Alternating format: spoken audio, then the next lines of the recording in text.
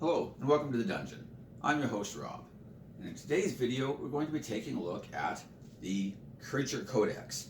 It's a third-party monster manual from Kobold Press. I earlier did a review of the Tome of Beasts from them, and I think the Tome of Beasts is excellent.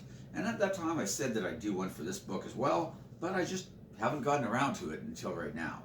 So this is basically the Tome of Beasts 2, and it's very similar. Although I will say that I think the CRs are a little better balanced than this one. In the Tome of Beasts, my only fault with it was that the CRs seemed a little on the low side. If it said it was a CR7, you should probably treat it like an 8 or a 9, and if it said it was a 9, treat it like a 10 or 11. And that pretty much held true right across the board. There are even like CR3s and 2s that have like 60-ish hit points in some of the encounters. So that can be, it can throw you off a little bit if you're just looking at the CR and then all your players wipe, and that could be why. But I will say that there's something special about players not necessarily knowing what's coming.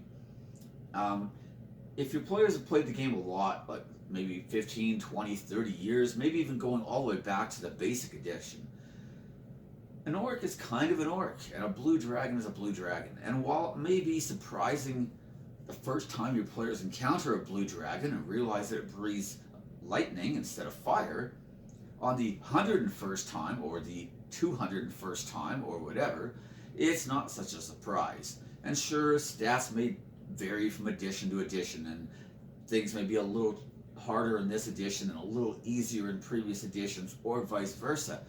But the fact is that your players have probably encountered a lot of this stuff before, they're fairly familiar with it, and that kind of takes the edge off of things.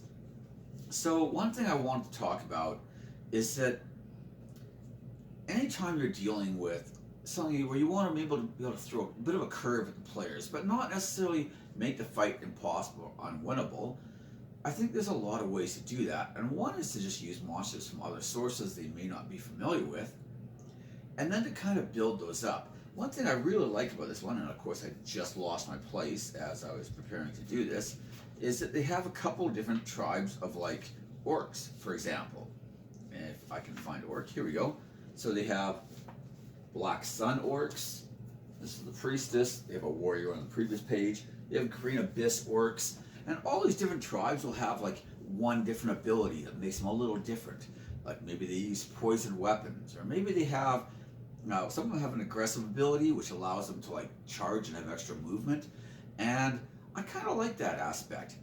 Another thing, something that I did in one of my own games, which is not one of these ones, but let's say that you have like the Black Rock tribe, or I should use a different name because it's too close to the Black Sun one we just talked about, the Red Rock tribe. And let's say your party's out and they see the village nearby is smoking, and they realize that something's wrong. They return to the village to find out that a bunch of the tribe has attacked the village, and they've carted off some of the villagers. The players can ask around, and maybe there's a couple NPCs that they'd met earlier that they kind of liked or that favorable to, and maybe one of them was one of the ones kidnapped by the Red Rock tribe of orcs. I like the idea, though, of using a specific tribe, because now there can be some notoriety to it. For example, maybe the players have heard of the Red Rock tribe already, or maybe they haven't, but one of the NPCs could find a dead orc, and maybe the Red Rock tribe, their warriors only wear loincloths and cover themselves in body paint and tattoos. And this NPC could be like, this is one of the Red Rock tribe, you can tell because of the body paint. And if the players are inquisitive and ask why, or if they're not inquisitive, you can just tell them, and you can say, the tribe is quite famous for their medicine men and women who will concoct different potions, and the warriors will drink these potions and it sends them into berserker rages.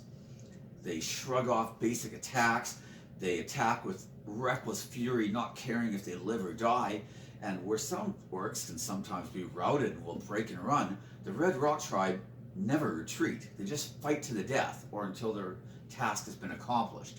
And this kind of can help build up some tension. And then when the players finally track the Red Orc tribe or the Red Rock tribe to their home, They might find a bunch of villagers all in cages, and maybe one of the villagers gets sacrificed while the players are trying to watch it and find out what happens. And they see the medicine man or woman or both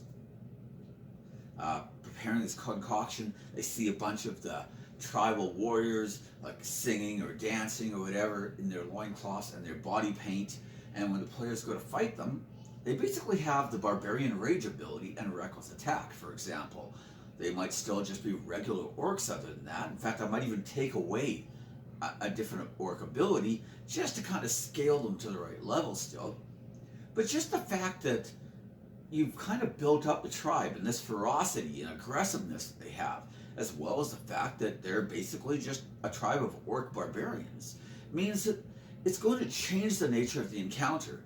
Added in with some villagers that are being sacrificed, the potential spell casting with the medicine man or woman, the fact that players kind of want to save villagers that they may know and may have built a friendship with, adds for an interesting encounter. It's not just the players find a bunch of orcs that they've encountered 100 times before over the years. Now you have an interesting encounter with orcs that are a little different, but are still orcs. And the entire complexity and the nature of the encounter has just changed and shifted slightly. And it makes for a more interesting fight. One of the things I like in this book, and actually in the predecessor as well, is that they do things like take regular creatures like kobolds. They have kobold junk shaman, and they have a kobold king. The fact that you could actually build a low-level campaign around kobolds, to me, is kind of appealing. Kobolds are just one of those crappy creatures that you really only fight when you're level 1 or 2, and after that you've kind of outgrown them. The kobold king is CR6. The junk shaman is CR2.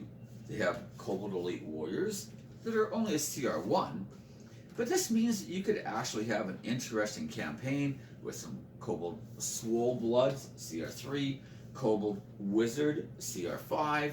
They have enough interesting kobolds here that you could have a campaign that went to level 4, 5, 6, just dealing with kobolds and, you know, fighting more powerful versions of kobolds.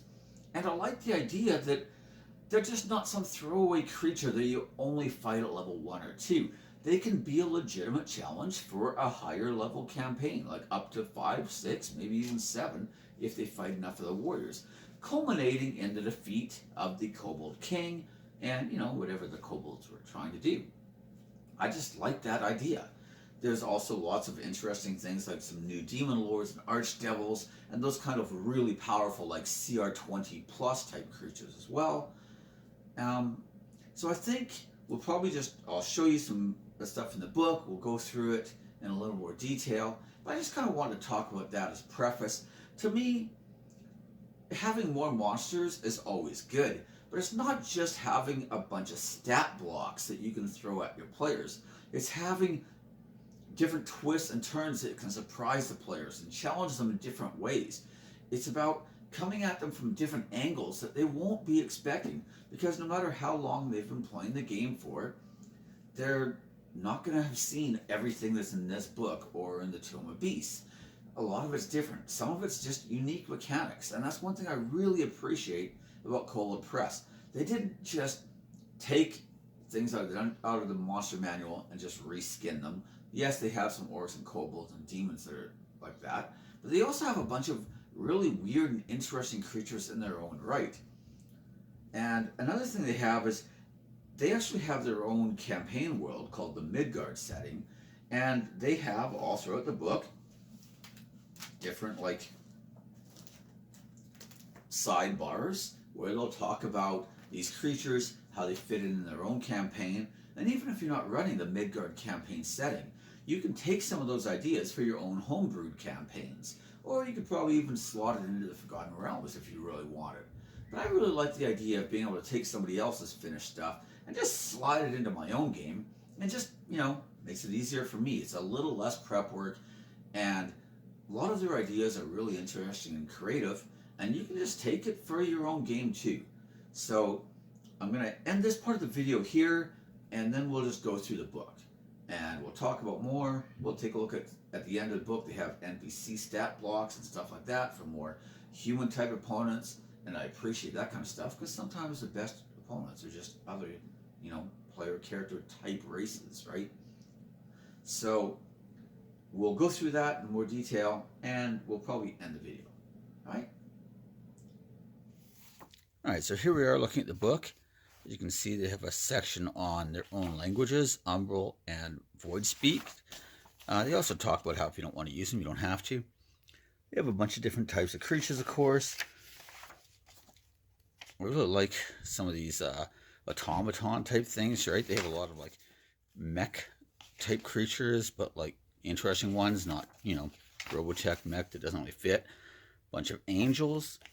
They have a ton of beasts, which is really nice. If you're playing a druid and you've ever complained that there's not enough good animal shapes, or you're trying to use polymorph and there's nothing other than some dinosaurs and a giant ape, then you've got a lot of other options. I like these animal lords.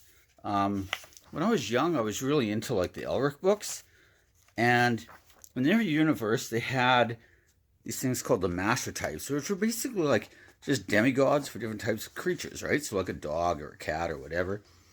And they kind of have something similar here with the animal lords. I incorporated a bunch of these into my Whitespire campaign. The players actually fought this guy, the Bat King, and were allies with the Mouse King, who was on their side for a big battle, and the Cat Queen was also on their side.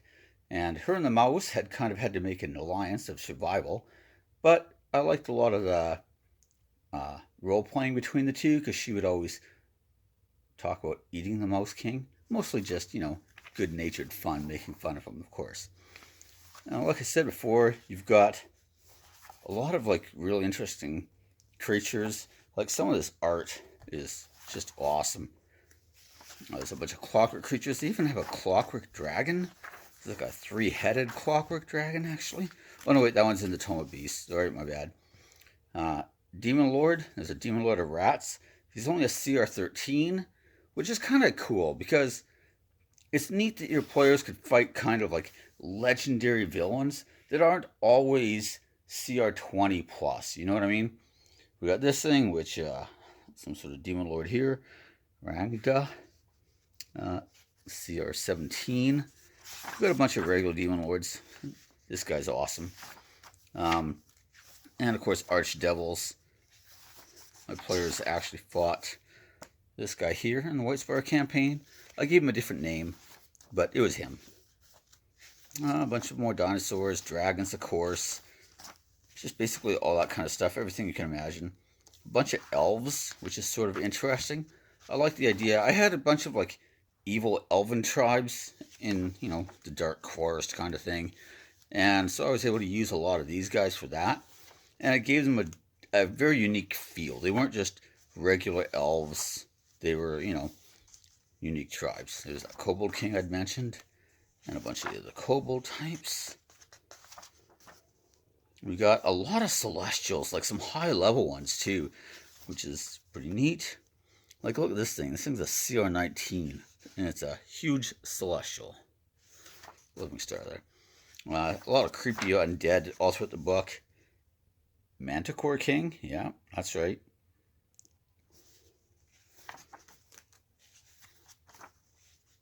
Said lots of undead, weird ooze creatures.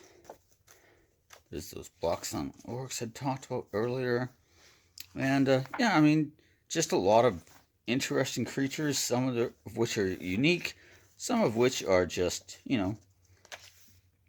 variations on things from the monster manual or whatnot. But overall, pretty good. So they have all these sidebars giving you information on how to use this stuff. Oh yeah, they have Baba Yaga in here, of course. Can't overlook that. And then towards the back, we have all the humanoid type things. Battle mages, blood mages, doom speakers. We have a dwarven cleric of the brew. There's a bunch of different types of clerics. Gear mages. Kobold Press actually has a whole series of books talking about like different types of magic. They're all fairly small. I think you can just download them all for fairly cheap. And They also have notes, so like if you're not using it, they tell you like what spells to use. But if you are using theirs, they have, the spell list for if you have their books, right? But it's nice that you don't have to have their books. And of course, then we have the appendixes. They have, oh, that was Appendix 8, okay? So we have creatures by type, broken down, humanoids, fiends, elementals, whatever, right? Creatures by terrain, very nice. And I think we had creatures by CR. Oh, yes, we do. Oh, I just missed it. Creatures by challenge. So all the different listed according to challenge rating. So lots of different indexes, lots of different ways to sort and catalog everything. Overall, I just think it's an excellent product. I really, really like both of these books, both this one and the Tomb of Beasts. Um, they're great, great, great products. And like I said, I'm not getting paid by Kobold Press or anything like that. I'm just saying this because I genuinely really appreciate the work that they've done on this and the product that they've created because it is quite excellent. So those are my thoughts on it.